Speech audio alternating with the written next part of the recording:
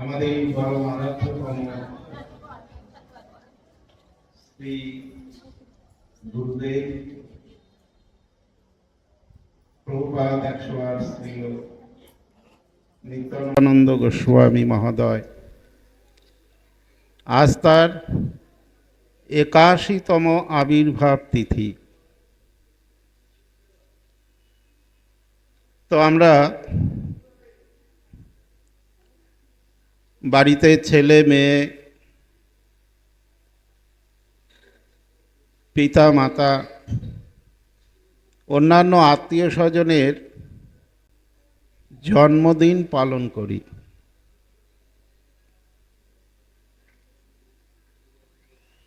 আর আরেকটি জন্মদিন পালন করি, সেটি হচ্ছে ভগবানের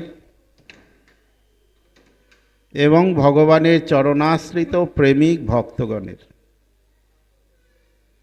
তাহলে দুই জন্মদিন পালনের পার্থক্য কোথায়, বিশেষত্ব কোথায়? যেমন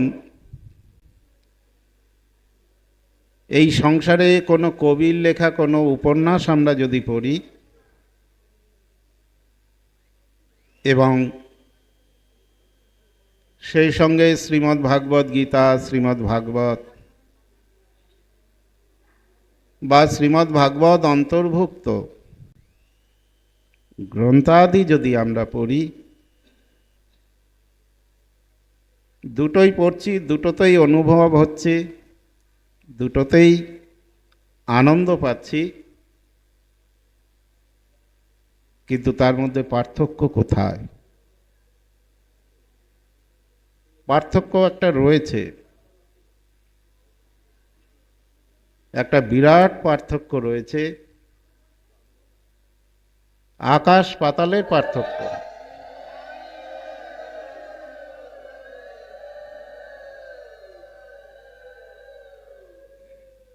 যেমন আমরা কোনো কবির লেখা উপন্যাস পড়লে পরে বিভিন্ন সামাজিক প্রেক্ষাপটের উপরে এই উপন্যাসগুলি লেখা হয়। তা আমরা সেই সমস্ত উপন্যাস পড়ে সামাজিক প্রেক্ষাপটের কিছু জ্ঞান সঞ্চয় করি এবং কিছু অনুভূতি, আদর্শ আমরা পাই। কিন্তু এই জাগতিক উপন্যাসগুলি অধ্যয়ন করলে পরে আমাদের জন্ম জন্মান্তরের যে পাপ রাশি, যে পাপ রাশিটি কতটুকু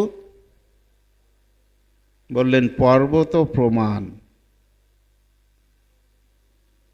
আমরা যে জন্মগ্রহণ করি মাতৃগর্ভ থেকে, তা আমরা আমাদের প্রারব্ধ কর্ম নিয়েই জন্মগ্রহণ করি, পাপ নিয়েই জন্মগ্রহণ করি এবং সেই পাপের ফল, সেই প্রারব্ধ আমাদের কর্ম অনুযায়ী আমরা ভোগ করি। কিন্তু জাগতিক উপন্যাস অধ্যয়ন করলে পরে এই জন্ম জন্মান্তরের পাপরাশি দূর হয় না। আমাদের হৃদয়টিকে গুহার সঙ্গে তুলনা করা হয়েছে, চিত্ত গুহা, হৃদয় গুহা। বললেন এই যে এখন সূর্য অস্ত গেছে, অন্ধকার, সকালে যখন সূর্য উদিত হবে তখন এই অন্ধকার কিন্তু আপনা আপনি দূর হয়ে যাবে। কিন্তু কোনো গভীর জঙ্গলের মধ্যে, কোনো পাহাড়ের গুফার মধ্যে যদি আমরা প্রবেশ করি, সেখানে সূর্যের আলো পৌঁছায় না, অন্ধকার। তেমনি আমাদের হৃদয়রূপী যে গুহা রয়েছে, সেই গুহার মধ্যে আমাদের এই চন্দ্র সূর্যের আলো প্রবেশ করে না। তাহলে চন্দ্র সূর্যের দ্বারা জাগতিক জগৎ আলোকিত হয়, অন্ধকার দূর হয়ে যায়। তা আমাদের পরমার্থিক জগতে অন্ধকারকে বলা হয়েছে পাপ, অজ্ঞানতা। তাহলে এই হৃদয় গুহার মধ্যে সেই অজ্ঞানতা দূর হবে কি করে? সেই আলো কি করে প্রবেশ করবে? আমার অজ্ঞান অন্ধকারকে দূর করে আমার হৃদয় গুহাকে আলোকিত করবে। সৎ চেতনার দ্বারা উন্মুক্ত হবে আমার হৃদয় গ্রহ, আলোকিত হবে আমার চিত্ত গুহা। তাহলে কি করে হবে? বললেন এই শাস্ত্র আদি যদি আমরা অধ্যয়ন করি, তাদের কৃপার দ্বারা আমাদের এই হৃদয় গুহার অজ্ঞান অন্ধকার দূর হবে। জন্ম জন্মান্তরের যে পাপরাশি, সেই পাপরাশি দূর হবে। তাহলে জাগতিক উপন্যাস অধ্যয়ন করলে এবং সেই সঙ্গে আমাদের ভক্তি গ্রন্থাদি অধ্যয়ন করলে এই দুয়ের মধ্যে পার্থক্য হচ্ছে এইটি। তেমনি আমরা আমাদের সংসারে ছেলে মেয়ে স্বামী স্ত্রী সকলের জন্মদিন আমরা পালন করি, তাতে আমরা আমাদের সামাজিকতা রক্ষা হয়। সংসারে সেই দিনটি একটা আনন্দ উৎসবে আমরা সেই আনন্দ উপভোগ করি, কিন্তু এর দ্বারায় আমাদের পরমার্থিক কিছু লাভ হয় না, ভক্তি লাভ হয় না, ভগবৎ চরণে প্রেম ও ভক্তি লাভ হয় না। কৃষ্ণ উন্মুখতা যে চিত্তের যে উৎকণ্ঠা, বললেন সেটা লাভ হয় না। বললেন এই জন্যই জন্মদিন পালন করতে হবে। ভগবানের বা গুরু গোবিন্দের তো জন্মদিন বলা যায় না, আবির্ভাব বলতে হয়। তাই তাদের সেই আবির্ভাব তিথি উদযাপন করতে হবে। যেমন কৃষ্ণ জন্মাষ্টমী তিথি, রাধাষ্টমী তিথি, কয়েকদিন আগেই গেল গৌর পূর্ণিমা তিথি। এই যে ভগবানের যে আবির্ভাব তিথিগুলি আমাদের পালন করতে হবে। সেই সঙ্গে শ্রী গুরুদেবের আবির্ভাব তিথি আমাদের পালন করা একান্তই অপরিহার্য। কারণ গুরুদেবের আবির্ভাব তিথি, গুরু পূর্ণিমা তিথি, গুরুদেব যদি অপ্রকট হন, তার তিরোভাব তিথি, বলেন এই তিথিগুলো যদি দীক্ষিত শিষ্য যদি পালন না করেন, তাহলে গুরু গোবিন্দ চরণে আমাদের রতিমতি হওয়া অতীব কঠিন। কারণ নিজের সাধন ভজনের চেষ্টায় অগ্রসর হওয়া আর সমুদ্রের মধ্যে সাঁতার দিয়ে সমুদ্র পার হওয়া অনেকটা এই রকম ব্যাপার, দুঃসাধ্য, কঠিন। কিন্তু শ্রী গুরুদেবের কৃপারূপী নৌকায় যদি আমরা একবার উঠতে পারি, তাহলে সেই সংসার সাগর অনাসেই আমরা পার হয়ে যাব। তাই গুরুদেবের এই সমস্ত তিথি আদি আমাদের পালন অবশ্যই করতে হবে। তাই আজ আমাদের পরমারাধ্যতম শ্রী গুরুদেবের ৮১তম আবির্ভাব তিথি। তিনি এই দিনেই ২৭শে ফাল্গুন ১৩৫১ বঙ্গাব্দ, ইংরেজির ১১ই মার্চ ১৯৪৫ খ্রিস্টাব্দে আধুনা বাংলাদেশের ফরিদপুর জেলার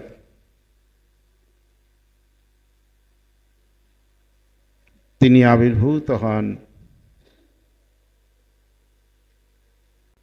তো সেই মায়ের কোল আলোকিত করে তিনি আবির্ভূত হন এবং তিনি আবির্ভূত হওয়ার পরেই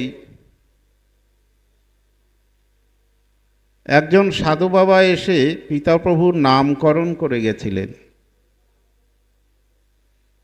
তিনি নাম দিয়েছিলেন, যে ঠাকুমাকে বলেছিলেন, তোমার এই পুত্র সর্বগুণ সম্পন্ন, জগৎকে উদ্ধার করবে, কৃষ্ণ প্রেম দিয়েই জগৎকে ভাসাবে, এর দ্বারাই ভক্তি ধর্মের বিরাট প্রচার প্রসার হবে। তাই তোমার এই সন্তানের নাম থাকলো নিত্যানন্দ। সাধু বাবা নামকরণ করে গেছিলেন। পিতাপ্রভুর জীবনে অনেক অলৌকিক ঘটনা ঘটে গেছে, অনেক অলৌকিক ঘটনা ঘটেছে। তো এইগুলো বিস্তৃত বলতে গেলে বহু সময়ের প্রয়োজন। একজন মহাপুরুষ যখন জন্মগ্রহণ করেন, সবাই যে ধামেই জন্মগ্রহণ করবেন এমন কোনো কথা নেই। কারণ মহাপ্রভুর আবির্ভাব যখন হয়, তার যে সাঙ্গপাঙ্গ পার্শ্বদগণ আবির্ভূত হয়েছিলেন, তার মধ্যে অনেকেই পাণ্ডববর্জিত জায়গায় আবির্ভূত হয়েছিলেন এবং সেখান থেকেই তারা ধীরে ধীরে বড় হয়ে প্রেম ভক্তির প্রচার প্রসার করে জগৎকে আলোকিত করেছেন। কেউ উঁচুকুলে জন্মগ্রহণ করেছেন, কেউ নিচুকুলে জন্মগ্রহণ করেছেন, কিন্তু তাদের একটাই লক্ষ্য ছিল, হরি ভজনের দ্বারা, হরি প্রেমের দ্বারা জগৎকে আলোকিত করবেন। অল্প বয়সেই পিতাপ্রভু অপ্রকট হন, অর্থাৎ আমার ঠাকুরদাদা প্রভুপাদ 108 শ্রীল রাধারমণ গোস্বামী। তারপরেই সংসারের দায়িত্ব তার উপরে পড়ে, পড়াশোনা, ঠাকুর সেবা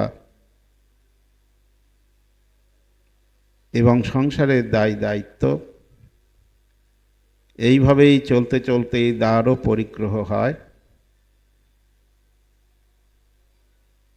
সংসারের মধ্যে তিনি যুক্ত হন। তারপরেই সাধনার দ্বারা সেই মদনমোহনের সেই প্রেম ভক্তির দ্বারা আকৃষ্ট হয়ে তিনি সংসার ছেড়ে বেরিয়ে আসেন। বহুদিন আমাদের সঙ্গে তার কোনো সম্পর্ক ছিল না, খোঁজখবর ছিল না। হিমালয়ে প্রায় 4.5 বছর তিনি অতিবাহিত করেছেন নিষ্কিঞ্চন সাধুদের সঙ্গে।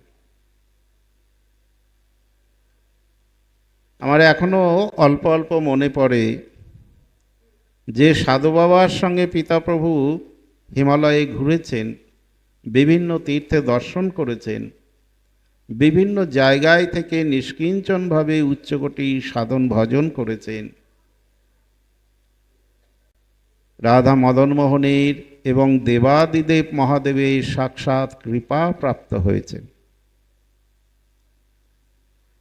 সেই সাধু বাবাই পিতাপ্রভুকে নিয়ে আসেন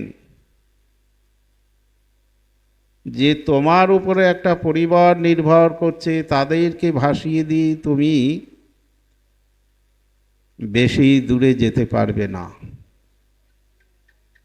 সেই সাধু বাবাই নিয়ে আসেন। তখন আমরা বুলবুলচন্ডী হাই স্কুলের পেছনে এক ভক্ত বাড়িতে আমরা অবস্থান করছিলাম, সেটা অনেকেই জানেন। প্রীতাপ্রভুর যারা পুরনো শিষ্যরা রয়েছেন, রামচন্দ্র সাহার গৃহে।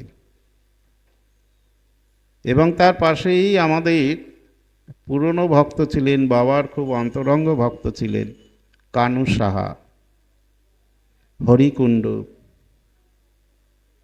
কেন্দুয়াতেও অনেক ভক্ত ছিলেন, বুলবুলচণ্ডীর আরও কিছু ভক্ত ছিলেন। সবার নাম বলছি না, বা এই মুহূর্তে সিরিয়ালি মনেও আসবে না, কারণ সবার বলতে বলতে যদি দু চারজনের নাম যদি ভুলেও যাই, তখন এটা নিয়ে আবার বিরাট সমালোচনা হবে, যে আমার বাবার নাম তো বললো না, আমার বাবা ঠাকুরদার নাম তো বললো না। তো সেই সময় প্রীতাপ্রভুর যারা আশ্রিত হয়েছিলেন প্রত্যেকেই গুরুনিষ্ঠ ছিলেন। এই আশ্রমের জন্য তাদের অবদান একটা বিরাট অবদান, সেই অবদান কখনো অস্বীকার করা যাবে না। তাদের সেই প্রেম ভক্তিতে আকৃষ্ট হয়েই প্রীতাপ্রভু সংকল্প নিয়েছিলেন যে এইখানে কোনো মঠ মন্দির নেই, এইখানে হরিভজন কী জিনিস কেউ জানে না, এখানে হরিনামের প্রচার প্রসার নেই, এখানে নিতাই গৌর কী জিনিস, নিতাই গৌর কাকে বলে, নিতাই গৌর কী তত্ত্ব কেউ জানে না। সংকল্প নিলেন এখানে মন্দির করবেন। তা একজন মহাপুরুষ যিনি সংকল্প নেন, সেই অসাধ্য সাধন হয়ে যায়। যেমন গোবিন্দ লীলায় আমরা দেখি যে তার যে কিছু কিছু লীলা বাস্তবের সঙ্গে মেলে না, বাস্তবের সঙ্গে যদি আমরা বাস্তব বুদ্ধিতে চিন্তা করি তাহলে সেটি কখনোই মিলবে না, কারণ আমাদের জ্ঞান তো সীমিত জ্ঞান। অপ্রাকৃত চিন্ময় তত্ত্ব আদি এই সীমিত জাগতিক জ্ঞান দিয়ে সব কিছু বোঝা যায় না। বোঝা তখনই যায় গুরু গোবিন্দের কৃপা হলে পরে। তাই সেই সাধু বাবার কথা মনে আছে যে উনি কোনো ভক্ত গৃহে অবস্থান করতেন না। সেই সময় স্কুলের আশেপাশে বড় বড় শিমুল গাছ ছিল, একটা বেল গাছ ছিল, সেগুলো এখন নেই, অনেক বাড়িঘর হয়ে গেছে। তো উনি সেই গাছতলায় অবস্থান করতেন, আর কেউ কোনো কিছু টাকা পয়সা দিলে সেইগুলি দিয়ে বাচ্চাদের খাবার কিনে বাচ্চাদের দান করতেন। সেটি অল্প এখনো মনে আছে। তো প্রীতাপ্রভুকে আমাদের কাছে দিয়ে গেলেন। তারপরেই মদন মোহনের সেই নির্দেশ যে তুমি আমার সেবা ছেড়ে এসেছো, আমার সেবা পুনঃপ্রতিষ্ঠা করো। আর এই বুলবুলচণ্ডী পাণ্ডব বর্জিত ছিল তখন। সেই সমস্ত ভক্তদের প্রেম ও ভক্তি দেখে পিতাপ্রভু আপ্লুত হন। তিনি এখানে মন্দির নির্মাণ করেন। তারপরেই তিনি শিষ্য আদি করতে লাগলেন। সেই সময় খুব একটা শিষ্য করতেন না, ইচ্ছা হলে করতেন, ইচ্ছা না হলে করতেন না, ধনী দরিদ্র দেখতেন না। এখন তো গুরুদেবরা দীক্ষা দেন, শিষ্য করেন এজেন্ট দিয়ে, এজেন্ট নিয়োগ করা থাকে। শিষ্য করার জন্য রেষারেষি। যাই হোক, সেই সময় তিনি খুব একটা শিষ্য করতেন না, যাকে তাকে দীক্ষা দিতেন না। কিন্তু যখন মন্দির নির্মাণের সংকল্প করলেন, ভিত্তি স্থাপন হলো, বেনারস থেকে পণ্ডিত নিয়ে এলেন।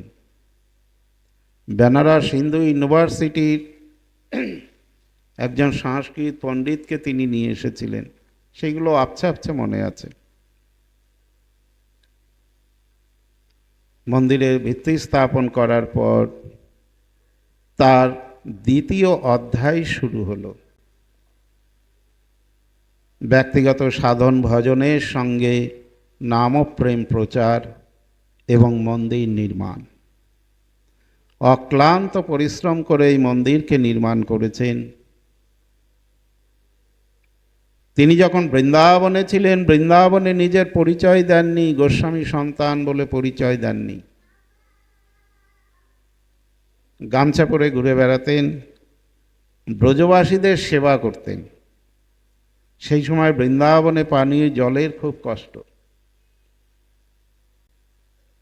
জল এনে দিতেন, বিভিন্ন সেবা আদি করতেন। রাধাকুণ্ডের তীরে বসে যখন করতাল বাজিয়ে কীর্তন করতেন, তার সেই মধুর স্বরের সেই হা রাধারানীর বলে যে উৎকণ্ঠা, রাধারানীর যে আখর, তন্ময় হয়ে প্রেম ও ভক্তি নিয়ে যে কীর্তনাদি করতেন, ব্রজবাসী ব্রজময় সাধুরা সবাই অভিভূত হয়ে যেতেন। পরবর্তীতে তার পরিচিতি হলো, মানে সবাই জানতে পারলেন যে ইনি পাগলা বাবা নন, ইনি শুধু জটাধারী বাবা নন, ইনি একজন গোস্বামী সন্তান। এবং তার যে ত্যাগ, বৈরাগ্য, সাধন ভজনের বৈভব দেখে বৃন্দাবন রাধাকুণ্ডে সাধুরা অভিভূত হয়ে গেছিলেন। এবং তখন থেকে একটা সাধুদের সঙ্গে পিতা প্রভুর একটা আন্তরিকতা, হৃদ্যতা, তার প্রভাব, তার প্রবাহ এখনো রয়েছে। যে আমাদের রাধাকুণ্ডে কিছু কিছু সাধুরা তারা অপ্রকট হয়ে গেছেন, আমার এখনো অল্প অল্প মনে আছে। তখন তো অনেক কম বয়স।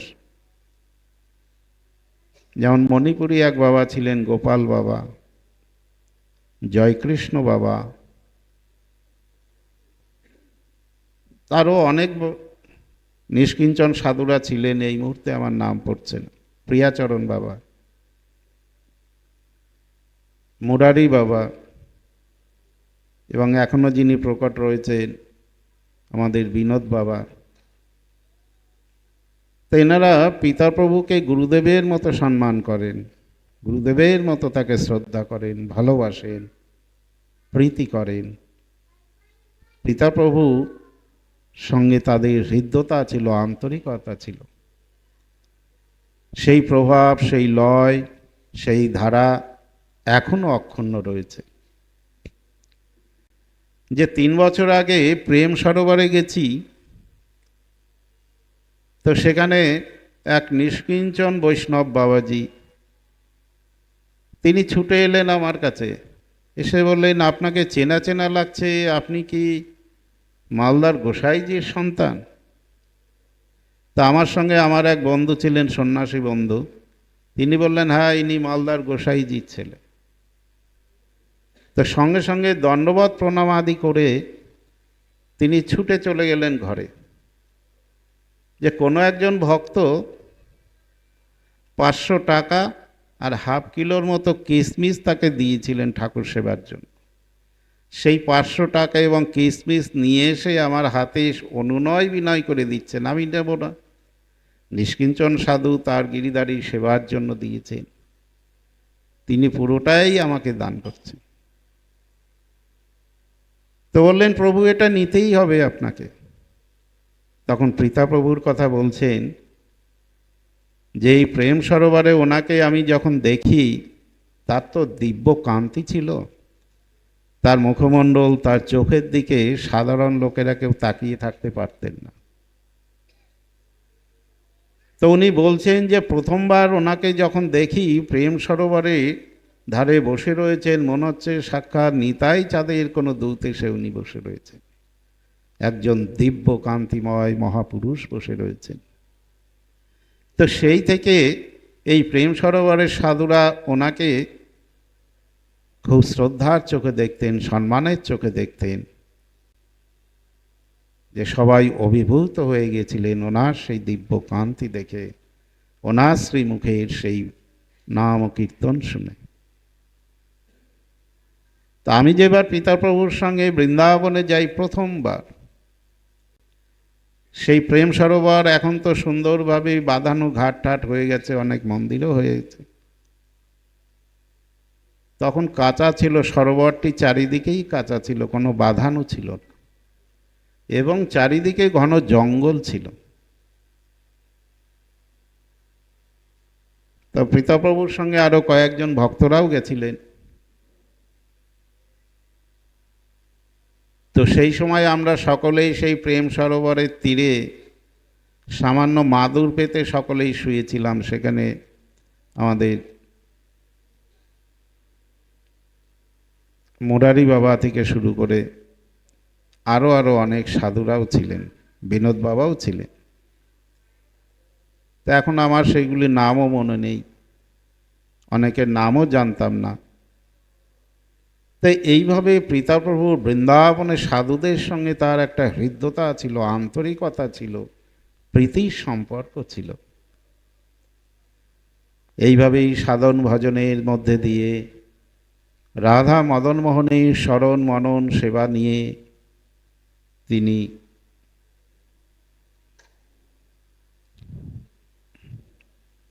দশই অগ্রহায়ণ 1420 সাল, এখন অনেক সময় এই তিথিগুলো ডেটগুলো মনে থাকতে চায় না,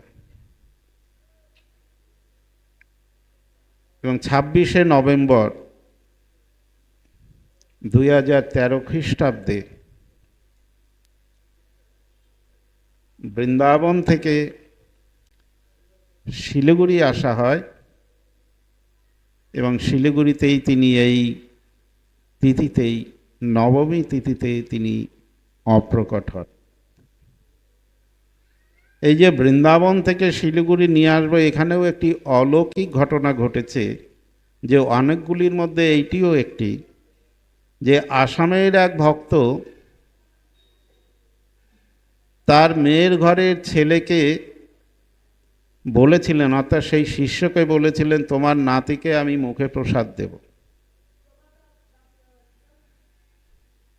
তো সেই সময় সেই মেয়ে জামাই দিল্লিতে চাকরি করত, দিল্লির নয়ডাতে তারা থাকতো। তো বৃন্দাবন থেকে যেদিন ফ্লাইটে শিলিগুড়ি নিয়ে আসবো, তো প্রীতপ্রভু তখন খুব অসুস্থ, জন্ডিস হয়ে গেছে, এবং শরীর প্রচণ্ড খারাপ, হুইল চেয়ারে করে তাকে নিয়ে আসা হচ্ছে, কিন্তু ফ্লাইটে তাকে উঠতে দেওয়া হলো না। এবং তারা তার সমস্ত কাগজপত্র চাইল, যে এনার কী রোগ, কী ব্যাধি, ইনি জার্নি করতে পারবেন কি না, এনার প্রেসক্রিপশন, এনার ডকুমেন্টস যা আছে আমাদের দেখান। তো যে ফ্লাইটে যাওয়া হয়, যে কোম্পানির ফ্লাইটে যাওয়া হয়, সেই কোম্পানির ডক্টর থাকে, কিন্তু সেরকম যদি প্রেজেন্ট থাকে তাহলে সেই সমস্ত রিপোর্ট, প্রেসক্রিপশন দেখে তবেই ফ্লাইটে যাওয়ার অনুমতি দেওয়া হয়। আর যদি ডাক্তারের নো অবজেকশন কোনো লেটার থাকে, চিঠি থাকে, তাহলে সেটি ফ্লাইটে যাওয়া সহজ হয়, কিন্তু ডক্টররা সহজে এই রকম লেখেন না। তো যাই হোক, অনেক অনুনয় বিনয় করার পরেও শুনলেন না, কিছুতেই যেতে দিলেন না। তারা একটি কথাই বললেন, যে কোনো ডাক্তারের নো অবজেকশন একটি লেটার আপনাদের নিয়ে আসতে হবে। তাই যেই দিন ফ্লাইট, তার পরের দিন ডেট নেওয়া হলো। এই ডেটও কিন্তু পাওয়া যায় না, কিন্তু অলৌকিক ব্যাপার, ডেটটি পেয়ে গেলাম। দিল্লিতে অন্তত 6-7 জায়গার ক্লিনিকে যাওয়া হলো, কোনো ডাক্তার নো অবজেকশন লেটার দিল না। তাদের একই কথা, ইনি তো ক্রিটিক্যাল রোগী, কিডনির রোগী, এনাকে আমরা কি করে নো অবজেকশন দেব। তখন শিলিগুড়ির শিষ্যদের বলা হলো, তখন সেখানকার এক লোকাল ডাক্তারকে বলে সেখান থেকে নো অবজেকশন একটি লেটার ইন্টারনেটের মাধ্যমে তারা পাঠালো। সেইটিকে নিয়ে প্রিন্ট আউট করে পরের দিন নির্দিষ্ট টাইমে যখন এয়ারপোর্টে যায়, তখন তারা এইগুলো কিছুই দেখলো না, অনায়াসে ফ্লাইটে উঠে গেলাম। তার মধ্যে যেই দিন, আগের দিন যে আমরা যেতে পারলাম না, বৃন্দাবন থেকে যে গাড়ি নিয়ে এসেছিলাম সেই গাড়ি তো ছেড়ে দেওয়া হয়েছে, তারা চলে গেছে 1-1.5 ঘন্টা আগেই। তখন সেই শিষ্যকে ফোন করা হলো যে তোমার মেয়ে জামাইয়ের ওখানে থাকা যাবে কিনা, সেই ব্যবস্থা আছে কিনা। তখন সেই জামাইয়ের সঙ্গে যোগাযোগ করে সেই জামাই বলল যে কোনো অসুবিধা নেই, আমাদের বড় ফ্ল্যাট, গুরুদেবের জন্য আলাদা ঘর ব্যবস্থা করে দেব। যাওয়া হলো সেখানে, মা সামান্য কিছু রসই করলেন, ঠাকুরের ভোগ লাগানো হলো, পিতাপ্রভু সেই প্রসাদ সেই বাচ্চার মুখে দিলেন। এই যে বলেছিলেন যে তোমার নাতির মুখে প্রসাদ দেব, দেখুন কিভাবে কিভাবে এইটি পূর্ণ হয়ে গেল। তাদেরও আর আনন্দের সীমা রইল না। তো পরের দিন এয়ারপোর্টে যখন যাওয়া হলো, কেউ জিজ্ঞাসা করলো না যে ইনি এত অসুস্থ কেন, হুইল চেয়ারে কেন নিয়ে যাচ্ছেন, নো অবজেকশন লেটার আছে কিনা, কেউ কিচ্ছু জিজ্ঞেস করলো না। পিতাপ্রভু এত অসুস্থ ছিলেন, কিন্তু হুইল চেয়ারে যখন ফ্লাইটে ওঠানো হলো তার কোনো অসুবিধাই হলো না। এইভাবে শিলিগুড়িতে আনা হলো। শিলিগুড়িতে এসেই এই ডেটের এই তিথিতে তিনি অপ্রকট হলেন। এখন কথা হচ্ছে যে গুরুদেব অপ্রকট হলে শিষ্যের কি করণীয়। যারা ভক্তিহীন, যারা কৃষ্ণ বহির্মুখ, তারা বলেন গুরুদেব তো মারা গেছে, এখন তো আমাদের আর করণীয় কিছু নাই। ভক্তিহীন যারা কৃপণ, তারা ভাবেন যে যাক, বছরে অন্তত গুরুদেবের পেছনে তো 400-500 টাকা খরচা হতো, সেটা বেঁচে গেল, গেলেই তো কিছু না কিছু দিতে হয়। তা এখন গুরুদেব নাই, এখন তো আর আমাদের কোনো কর্মও নাই। আর গুরুদেবের সন্তানরা আসে, তারা তো ছেলে, তার সন্তান, তারা তো আর আমাদের গুরুদেব নন। বললেন এটি ভক্তিহীনের কথা, অজ্ঞানের কথা, পাপের কথা। যাদের মধ্যে যত বেশি পাপ, তাদের মধ্যে তত ভক্তির অভাব থাকে। তাই শ্রী গুরু চরণাশ্রয় করলে পরে গুরুদেব প্রকট অপ্রকট যে অবস্থাতেই উনি থাকুক না কেন, সর্বাবস্থাতেই গুরুদেবের সেই সেবা, পুজো, স্মরণ, মনন, জপ, তপ একই নিয়মে 365 দিন অতিবাহিত করতে হবে। গুরুদেব অপ্রকট হলে সাধারণ মানুষের মতো গুরুদেব মারা যান না। আমরা কি বলি যে ভগবান মারা গেছেন, ভগবান তো এখন বৃন্দাবনে নাই। দাপরে গেলে গোবিন্দকে দেখা যেত, এখন কি দেখা যায়? এই 541 বছর আগেও নবদ্বীপে গেলে মহাপ্রভুকে দেখা যেত, এখন কি দেখা যায়? তাহলে মহাপ্রভু মারা গেছে। বলেন এই রকম শব্দ মুখে উচ্চারণ করলেও পুণ্য ক্ষয় হয়, ভজন নষ্ট হয়, পাপ বৃত্তি বেড়ে যায়। যে ভগবান কখনো মারা যান না, ভগবান কখনো দেহ রাখেন না, ভগবান সর্বাবস্থাতেই ভক্তের হৃদয়ের মধ্যে অবস্থান করেন, ভক্তের প্রেম সেবা গ্রহণ করেন। ঠিক তেমনি গুরুদেবও তাই। তাই নরোত্তম ঠাকুর বলেছেন যে গুরুদেবের প্রতি আমাদের কেমন আচার আচরণ, শ্রদ্ধা, ভক্তি রাখতে হবে। আমি এগুলো ব্যাখ্যায় যাচ্ছি না, ব্যাখ্যা করতে গেলে বহু সময় লাগবে। শ্রীগুরু করুণা সিন্ধু অধম জনার বন্ধু। শ্রী গুরুদেবের স্বরূপটা কেমন? বললেন করুণার সিন্ধু, করুণার সমুদ্র।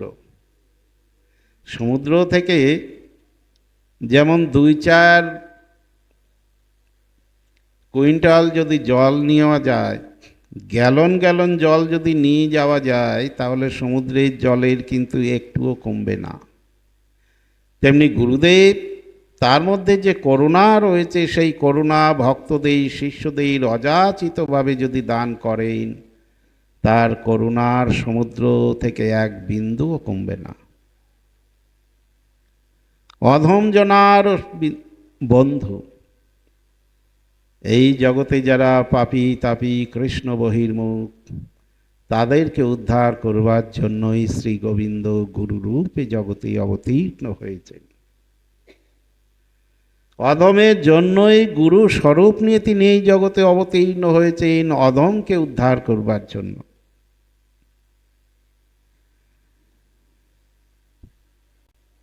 শ্রীগুরু চরণ পদ্ম কেবল ভকতি সদ্ম, বন্ধময়ী সাবধান মতে, যাহার প্রসাদে ভাই এ ভব তরিয়া যায়, কৃষ্ণ প্রাপ্তি হয় যাহা হইতে। শ্রীগুরু চরণে রতি এই সেই উত্তম গতি, যে প্রসাদে পুরে সর্ব আশা। আমি ব্যাখ্যায় যাচ্ছি না, কিঞ্চিত কিঞ্চিত তো বুঝতে পারছে। শ্রীগুরু চরণে রতি উত্তম সেই গতি। বলেন শ্রীগুরু চরণে যদি আমাদের ভক্তি শ্রদ্ধা রতি মতি থাকে, তাহলে সর্ব আশা পূরণ হয়। তাই বললেন সাধু শাস্ত্র গুরু বাক্য হৃদয়ে করিয়া ঐক্য, সতত ভাসিব প্রেম মাঝে। সাধুর বাক্য, গুরুদেবের বাক্য এবং শাস্ত্র বাক্য যে ভক্ত পালন করবেন, মানবেন, মানার চেষ্টা করবেন, বললেন তারাই এই গৌর গোবিন্দ প্রেম ও মাঝেই তারা ভাসবেন। সংসারে যতই দুঃখ কষ্ট অভাব অনটন যা কিছুই থাকুক না কেন, গুরু গোবিন্দ চরণে যদি তার সেই রতিমতি থাকে, শ্রদ্ধা ভক্তি থাকে, নববিধা ভক্তি আদি যদি যাজন করেন, তাহলে সেই গুরুদেবের কৃপায় সেই প্রেম মাঝেই ভাসতে থাকবেন। সংসারে দুঃখ কষ্ট তাকে স্পর্শ করতে পারবে না। কৃষ্ণ বহির্মুখ যে তারা ভাববেন সে তো খুব দরিদ্র, দুই বেলা খেতেও পায় না, তার তো অনেক দুঃখ কষ্ট সাংসারিক অনেক যন্ত্রণা ভোগ করতে হয়, কিন্তু সেটি তো বাহ্যিক। কিন্তু তার হৃদয়ের মধ্যেই গুরু গোবিন্দ প্রেম ও সেবা তার মধ্যেই পরিপূর্ণ রূপে রয়েছে। সেই প্রেম সিন্ধুর মধ্যে, সেই প্রেম সমুদ্রের মধ্যেই সেই প্রেমিক ভক্ত সততই বিচরণ করেন। এটি একমাত্র গুরু গোবিন্দ ছাড়া, সাধুজন ছাড়া, মহৎ ব্যক্তিগণ ছাড়া কেউ বুঝতে পারেন না। তাই গুরুদেবের চরণে আমাদের নিরন্তর সেই শ্রদ্ধা ভক্তি আদি রাখতে হবে। আর গুরুদেব আমাদের সেই ব্রতাদি পালনের জন্য তিনি বহুদিন আগে থেকে এই রকম একটি ব্রত তালিকা তিনি প্রতিষ্ঠিত করেছেন। এই ব্রত তালিকার মধ্যে আমাদের আশ্রমের যত অনুষ্ঠানাদি, আমাদের মহাজনের যত তিথি, আবির্ভাব তিথি, তিরোভাব তিথি, গুরুদেবের আবির্ভাব তিথি, তিরোভাব তিথি, বৃন্দাবনের উৎসব আদি সমস্ত কিছু এর মধ্যে রয়েছে। তার সঙ্গে অমাবস্যা পূর্ণিমা, আমাদের ব্রতাদি সমস্ত কিছু নিখুঁত নির্ভুলভাবে রয়েছে। তাই এই ব্রত তালিকা প্রত্যেকেরই একান্তই অপরিহার্য নেওয়া। এই তালিকাকে যারা অবজ্ঞা করবে, বিশেষ করে তার শিষ্যরা, তারা জানবেন যে তারা গুরু অপরাধী হবে। এখন অনেক পিতাপ্রভুর শিষ্য রয়েছেন, তারা সেই গুরুদেবকে তাদের আচার ব্যবহারের দ্বারা অনেক ক্ষেত্রেই অবজ্ঞা করে থাকেন। কিন্তু তারা জানবেন, যতই বৃন্দাবনে গিয়ে নিরামিষ খাই আর মালা জপ করি আর পরিক্রমা দিই, বললেন গুরু অবজ্ঞা হলে পরে, গুরু রুষ্ট হলে পরে কৃষ্ণও তাকে রক্ষা করতে পারেন না। তাই ব্রত তালিকা আমরা 10 জায়গা থেকে আমরা নিতে পারি। যেমন আমার কাছে প্রায় 15 জায়গা থেকে ব্রত তালিকা আসে। নবদ্বীপের 3-4 জায়গা থেকে ব্রত তালিকা আসে। মদনমোহন মন্দির, বলদেব মন্দির, শ্রীবাস অঙ্গন, ধামেশ্বর মহাপ্রভুর বাড়ি,